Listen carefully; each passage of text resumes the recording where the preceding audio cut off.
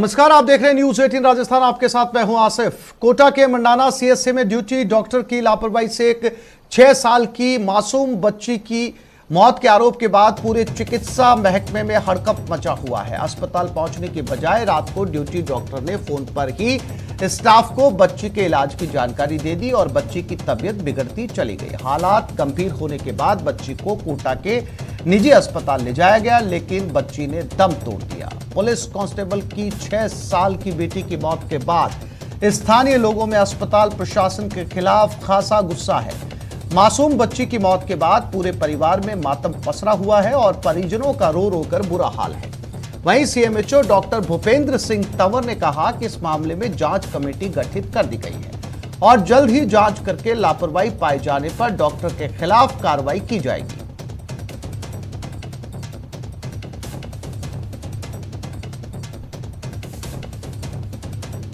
रात में बच्ची को लेकर के वहाँ से डॉक्टर वगैरह कोई उठ करके नहीं आए। बिना पर्ची के 3 गोली दे दी, उसमें से आधी गोली बच्ची को खिलाने के लिए बोला कि सुबह फिर 10 बजे दिखाना, और इसके अलावा कुछ नहीं कहा। मैं बच्ची को लेकर के घर पे आया और उसके थोड़ी देर बाद में वो तड़पने लगी। फिर मैं कोटा लेकर गया। आ जाती उस समय तो शायद मेरी बच्ची मेरे साथ तो थी आज, और उसी टाइम डॉक्टर आके ये बता देती आप इसको यहाँ से रेफर करती हूँ और कोटा ले जाओ, तो मेरी बच्ची आज मुझे वापस मिलती। हॉस्पिटल पहुंचा तो मुझे कोई नहीं मिला, ताला लगा हुआ था जिसपे 3-4 बार धक्के लगाए तो बाहर से अंदर से उठ के एक बाबा आए, गेट खोला। फिर कोई और सो रहा हुआ था, पता नहीं कौन था कौन नहीं था। बच्ची को मैंने बताया कि इसकी ये तकलीफ है, किसी चीज़ ने इसको हाथ पे काटा है, इस जगह पे सीधे हाथ पे। तो कंपाउंडर था कौन था पता नहीं। और इसी खबर पर ज्यादा जानकारी के लिए बात करते हैं हमारे संवाददाता ओम प्रकाश के साथ। ओम प्रकाश, जब ड्यूटी के ऊपर बुलाया गया कि बच्ची की हालत खराब है और डॉक्टर ने खुद पहुंचने की बजाय जो मौजूदा स्टाफ था उसे ये दवाइयों की जानकारी दी, तो जब बच्ची की तबीयत बिगड़ने लगी तो क्या दोबारा डॉक्टर को सूचित नहीं किया गया कि बच्ची की हालत नहीं संभल रही है, आप जल्दी से जल्दी हॉस्पिटल पहुंचिए? देखिए, जब बच्ची की हालत गंभीर थी तभी वो देर रात को 1 बजे लेके गए थे, लेकिन परिजनों का आरोप है कि वो न केवल वहाँ डॉक्टर नहीं थे बल्कि वहाँ तो ताला लगा हुआ था। काफी मशक्कत के बाद ताला खोला गया और उसके बाद स्टाफ मिला, उन्होंने कोई संतोषजनक जवाब नहीं दिया और जो ड्यूटी डॉक्टर है उनसे बातचीत करके उन्होंने दवाइयां लिख दी।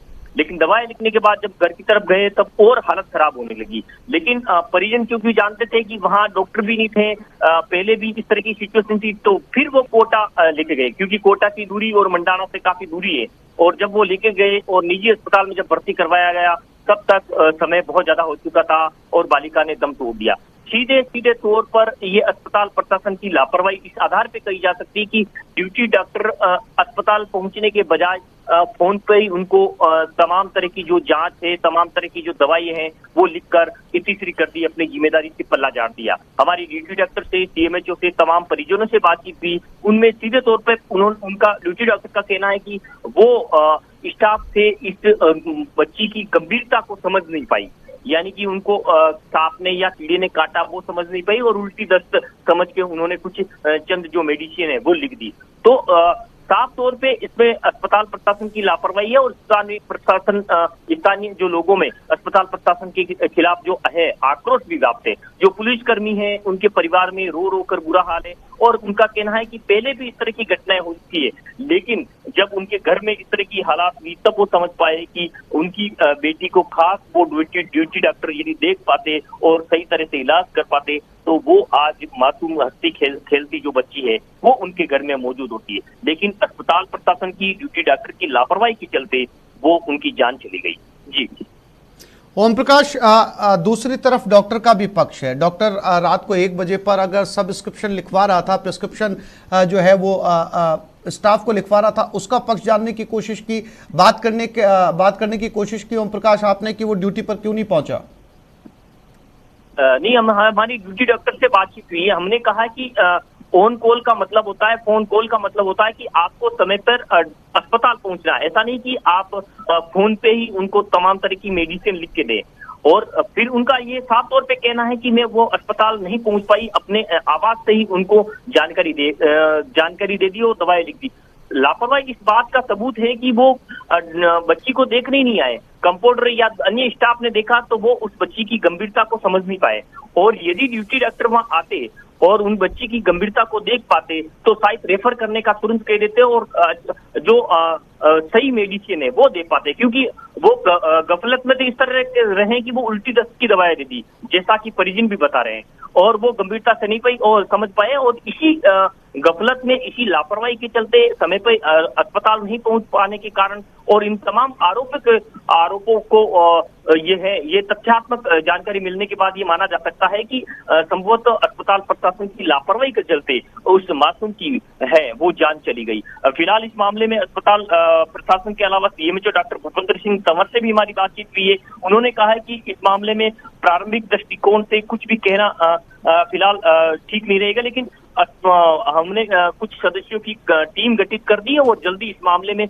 पहुंच पाएंगे, और यदि लापरवाही डॉक्टर की होती है तो उसके खिलाफ कार्रवाई हो पाएगी। लेकिन ये कोई पहला मामला नहीं। मंडाना जो कोटा जिला का सबसे बड़ा पंचायत गिना जाता है, और वहाँ इस तरह की जो रात को अस्पताल का जो गेट लगा रहता है, कोई भी डॉक्टर नजर रहता है, और वहाँ इस तरह की जब लापरवाही आती है तो निश्चित रूप से अस्पताल की व्यवस्था पर सवाल खड़े होते हैं, और जो है सीएमएचओ की भी कार्यप्रणाली पे भी कई बड़े सवाल खड़े होते हैं कि उनकी मॉनिटरिंग किस तरह की है।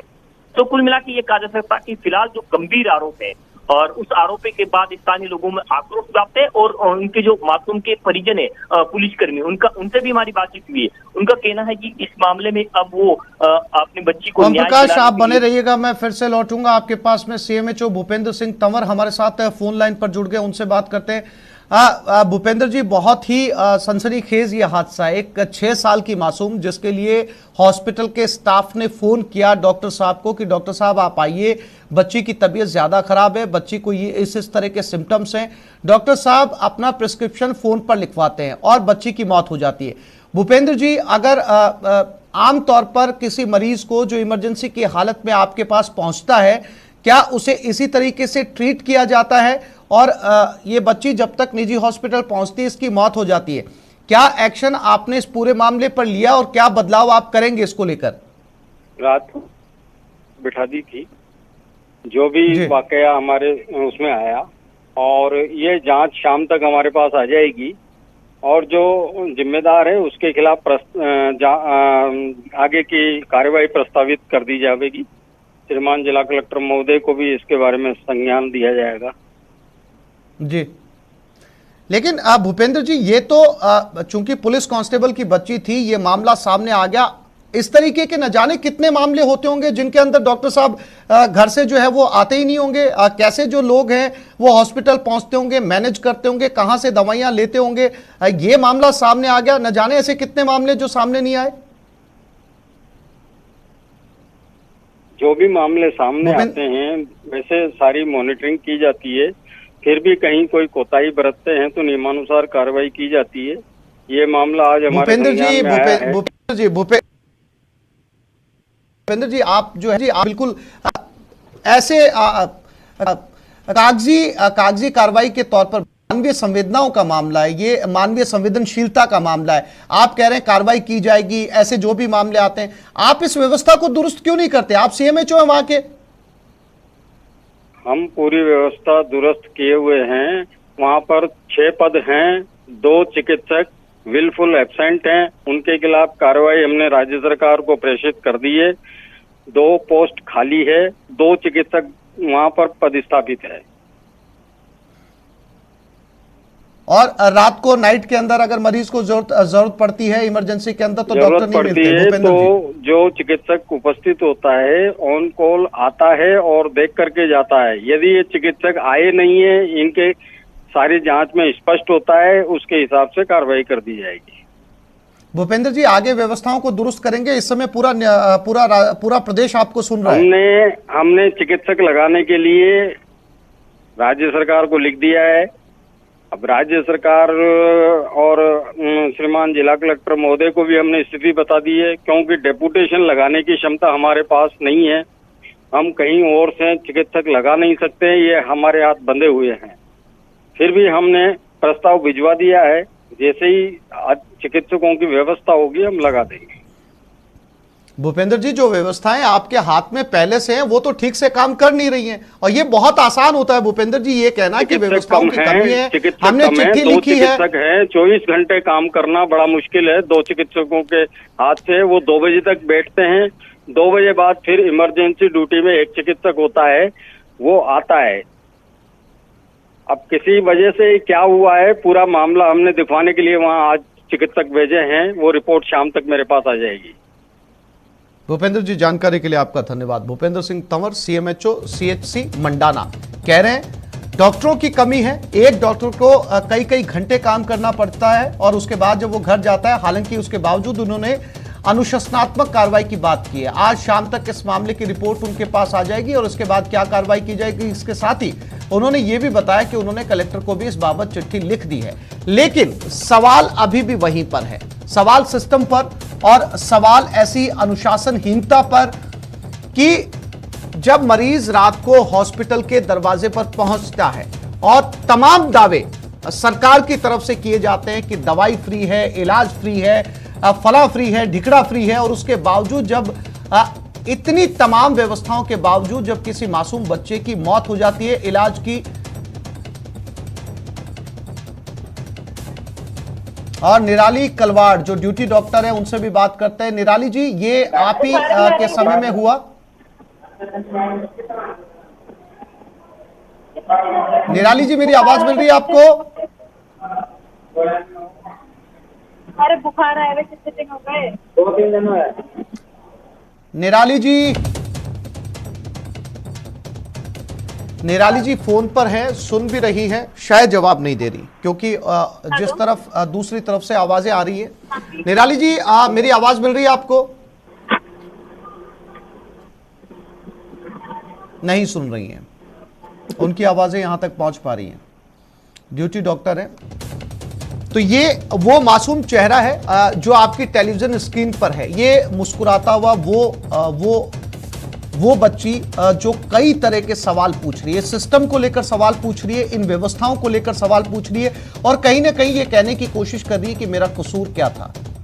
समय पर डॉक्टर हॉस्पिटल ले जाया गया, लेकिन डॉक्टर साहब नहीं थे।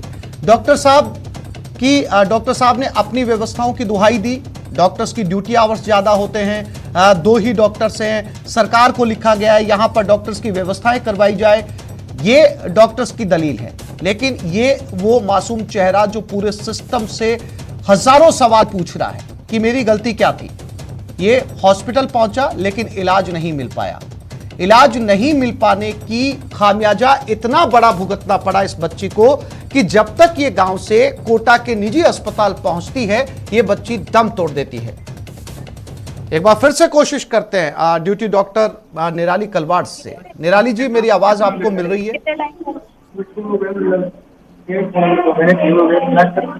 निराली जी, हाँ जी। निराली जी, मेरी आवाज मिल रही है आपको?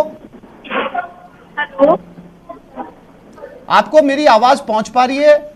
हाँ जी, कम आ रही है लेकिन आ रही है। हाँ ठीक है। निराली जी, ये ड्यूटी डॉक्टर आप ही थी उस समय जब आपको कॉल किया गया? हाँ जी, मैं। और निराली जी, जब आपको कॉल किया गया, आप इस छोटी बच्ची को अगर आप टीवी पर देख पा रही हैं, तो आपने सारा का सारी जो मेडिकल स्टडी है वो प्रिस्क्रिप्शन के माध्यम से फोन पर समझा दी कि जो है वो, अगर आप खुद मौके पर पहुंचती, वस्तु स्थिति का जायजा लेती, आप देखती कि बच्ची को किसी जानवर ने खाया है, किसी ने काटा, क्यों वो उल्टियां दस्त कर रही है, आपने उल्टी दस्त की दवाई फोन पर लिखवा दी, बच्ची की जान चली गई।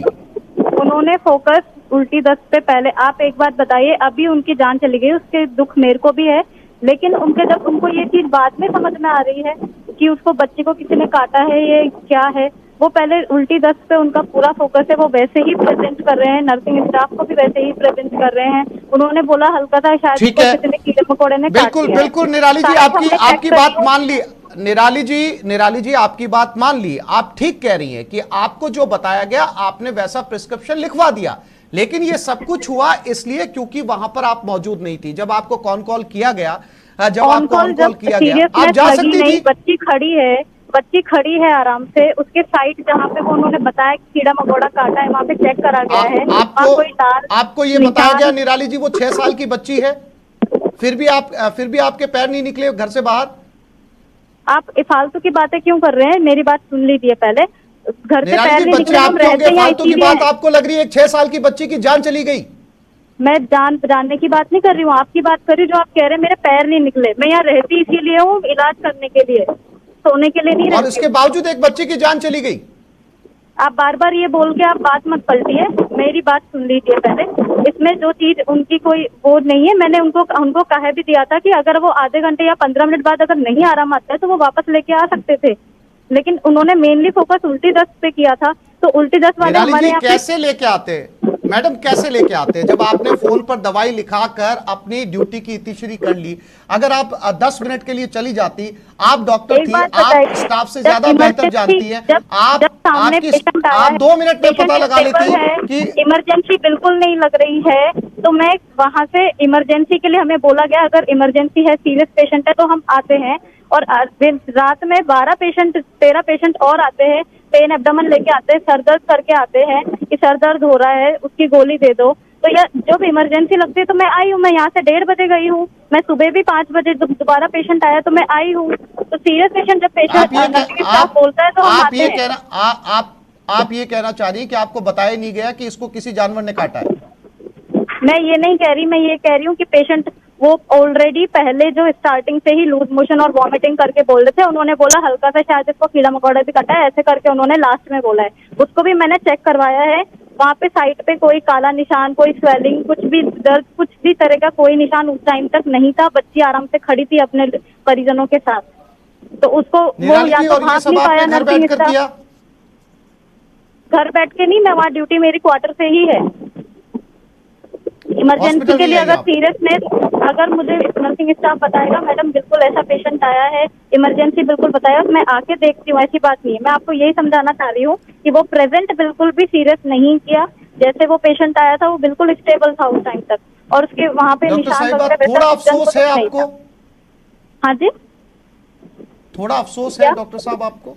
थोड़ा मेरे को बहुत अफसोस है सर, ऐसा नहीं है कि मैं खुश हूँ उस चीज से, पर ये मैं आपसे इस तरीके से इसलिए बात करी क्योंकि मेरे ओपीडी में यहाँ मरीज खड़े हैं और ये मेरे से अभी 5 भी बहुत बार हो चुका है, इसलिए मैं आपसे इस तरह से कह रही हूँ कि जब मैं आपको निराली जी आप जी निराली जी मरीजों को देखिए, आपके पास मरीज खड़े हैं, डॉक्टर निराली कलवाड़, यही वो डॉक्टर हैं। ये कह रही है कि इन्होंने अपने क्वार्टर से ही सब जो प्रिस्क्रिप्शन है वो लिखवाया गया। इनका ये भी कहना है कि इन्होंने जो इन्हें बताया गया उस हिसाब से इन्होंने प्रिस्क्रिप्शन लिखवाया, लेकिन इस बच्ची की मौत हो गई। निजी अस्पताल ले जाते डॉक्टर साहिबा जो है वो हॉस्पिटल नहीं पहुंची और कुछ सवालों का इन्होंने बुरा भी माना। इन्हें लगता है कि इस तरीके के सवाल इनसे नहीं पूछे जाने चाहिए, जिम्मेदार थी, ड्यूटी पर थी। इन्हें गुस्सा भी आया कुछ सवालों को लेकर, जिसको लेकर इन्हें लगता है कि ये बच्ची चली गई दवाई देने के बावजूद, लेकिन इनसे सवाल नहीं पूछे जाने चाहिए। हालांकि इन पर जांच बैठी हुई है, शाम तक इनकी जांच की रिपोर्ट भी आएगी, लेकिन इस बच्ची का चेहरा देखकर गुस्सा किसी को भी आएगा, किसी को भी गुस्सा आएगा जो इस बच्ची को इस समय टेलीविजन स्क्रीन पर देख रहा है और जिसे ये पता चल रहा है कि ये बच्ची इलाज के अभाव में मर गई। आप अंदाजा लगा सकते हैं, ये सिर्फ 6 साल की बच्ची थी। ऐसा नहीं है कि इसे हॉस्पिटल नहीं ले जाया गया, इसे हॉस्पिटल ले जाया गया और हॉस्पिटल ले जाने के बाद डॉक्टर के अभाव में इसने वहां पर दम तोड़ दिया।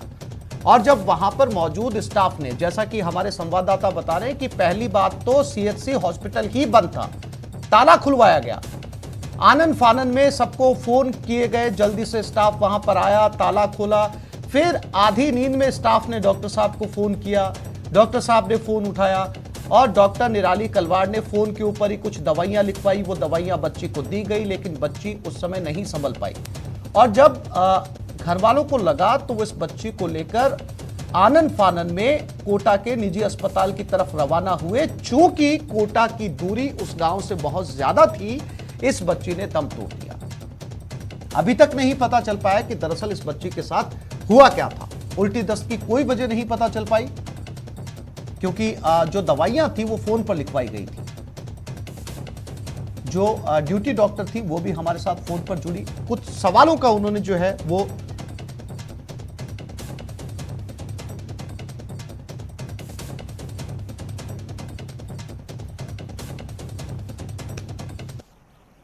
आगे बढ़ते हैं। जयपाल पूनिया हत्याकांड मामले की जांच सीबीआई से कराने की मांग की गई है। आरोपियों को गिरफ्तार करने की मांग की गई है। मृतक जयपाल के परिजन को नौकरी देने की मांग की गई है। नावा थाने के पुलिसकर्मियों के खिलाफ कार्रवाई की भी मांग की गई है। मांगों को नहीं मानने तक धरना जारी रखने की चेतावनी दी गई है। नावा में की गई जयपाल पूनिया की हत्या। तो जैसा कि लगातार आरएलपी के अध्यक्ष और सांसद मांग कर रहे थे कि इस पूरे मामले की सीबीआई जांच होनी चाहिए, आज एक बार फिर से मांग सामने आई है। मांगों को नहीं मानने तक धरना यहां पर जारी रखा जाएगा। ये वो तस्वीरें जहां पर ये टेंट लगाया गया है, धरना शुरू हो चुका है। आरोपियों को गिरफ्तार करने की मांग है और मृतक जयपाल के परिजन को सरकारी नौकरी देने की भी मांग यहां पर की गई है। नावा थाने के पुलिसकर्मियों के खिलाफ कार्रवाई की मांग की गई है। मांगों को नहीं मानने तक धरना जारी रखने की चेतावनी दी गई है।